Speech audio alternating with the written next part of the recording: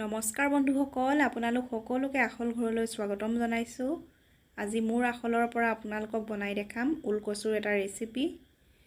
আপোনালোকে হয়তো জানিছে ওলকচু কিমান ভাল লাগে খাবলৈ, যিসকলে বনাই খাইছে।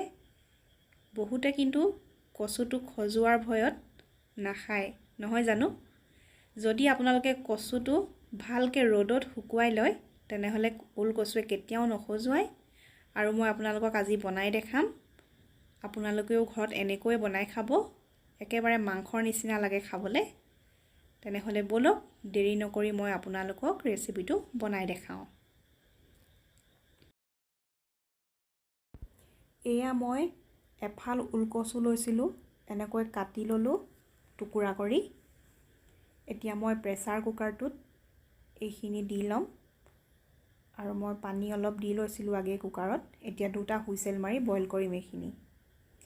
আৰু মই এতিয়া মিক্সি জাৰত এটা ডাঙৰ সাইজৰ বিলাহী লৈছিলোঁ, এটা পিঁয়াজ এনেকৈ কাটি ল'লোঁ, আদা নহৰু আৰু কেঁচা জলকীয়াটো এতিয়া সকলোখিনিয়ে পেষ্ট বনাই ল'ম।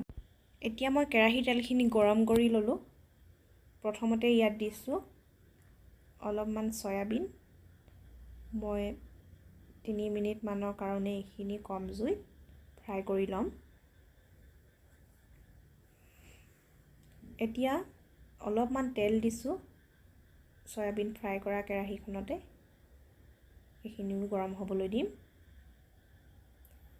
এয়া তেলখিনি গৰম হৈ গ'ল। এতিয়া দিছোঁ কেইটামান গোটা জিৰা, তেজপাত দিছোঁ, দুডোখৰ দিছোঁ ডালচেনি, দুটা দিছোঁ শুকান জলকীয়া। আৰু মই এতিয়া গোটা জিৰাকেইটা অলপমান সময়ৰ কাৰণে ফুটিবলৈ দিছোঁ। তাৰ পাছতে এতিয়া ইয়াত দিম আদা নহৰু বিলাহীৰ পেষ্টটো। এইখিনিও মই এতিয়া কম জুইত 3 মিনিটমান ভাজি ল'ম। আপোনালোকে বাৰু এনেকৈ খাইছেনে? যিসকলে নাই খোৱা এবাৰ কিন্তু বনাই খাবই, খুব ভাল হয় খাবলৈ। এয়া চাওক, এইখিনি মই ভাজি ল'লোঁ। এতিয়া মই ইয়াত দিছোঁ অলপ হালধি, সোৱাদ অনুযায়ী দিছোঁ নিমখ, অলপ দিছোঁ জিৰা পাউডাৰ, অলপ দিছোঁ ৰেড চিলি পাউডাৰ। এতিয়া মই এইখিনিও 1 মিনিটমান এনেকৈয়ে লৰাই ভাজি ল'ম।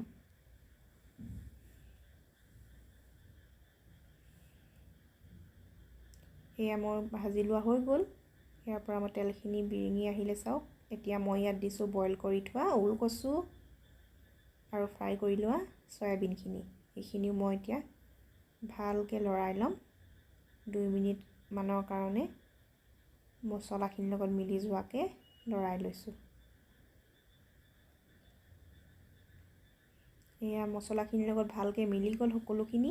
এতিয়া মই ইয়াত কুহুমীয়া গৰম পানী দিছোঁ আৰু ভালকৈ এতিয়া উতলিবলৈ দিম।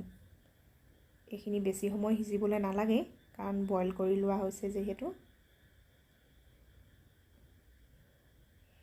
এয়া চাওক, ভালকৈ উতলি আছে আৰু 2 মিনিটমান উতলালে মোৰ ওলকচুৰ কাৰী ৰেডি হৈ যাব। এয়া চাওক, মাংসৰ সোৱাদেৰে ভৰা ওলকচুৰ তৰকাৰী ৰেডি। আপোনালোকেও এনেকৈ বনাই খাব। আৰু ৰেচিপিটো যদি ভাল পালে লাইক, শ্বেয়াৰ আৰু ছাবস্ক্ৰাইব কৰিব। তেনেহ'লে আজিলৈ আহোঁ, আকৌ লগ পাম অন্য এটা ভিডিঅ'ত। ধন্যবাদ।